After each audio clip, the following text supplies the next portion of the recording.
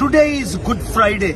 2025 years ago, Jesus came to this world, lived for 33 and a half years, died for entire humanity.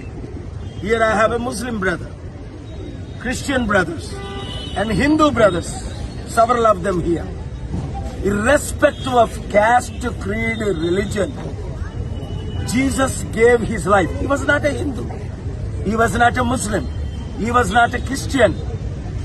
He didn't have any religion. But he came, died, rose again, as he promised after 3 days. He ascended to heaven after 40 days and promised, behold, I come back quickly. And he is coming back. There are radicals and extremists who are disturbing these kind of peace rallies. My message is very simple. Good is more powerful than evil. Truth is more powerful than lie. Love is more powerful than hatred. Let us live together instead of dying together in peace. ఈ రోజు good Friday అంటే శుభ శుక్రవారం.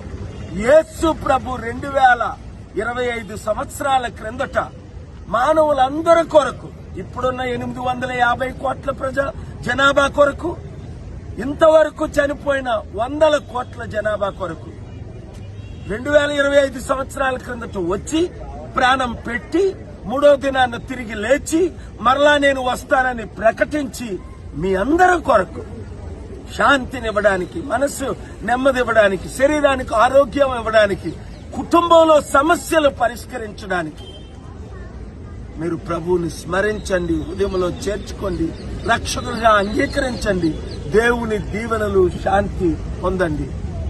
God bless you. ఈ message radical సహించలేకపోతున్నారు.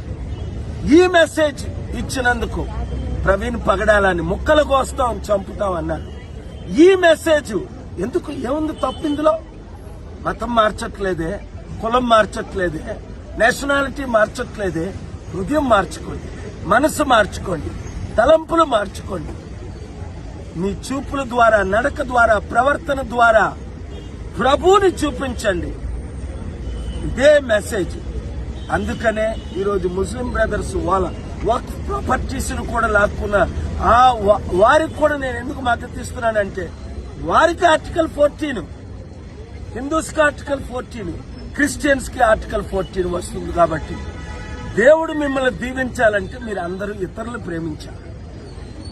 God bless you. Share this video with everyone.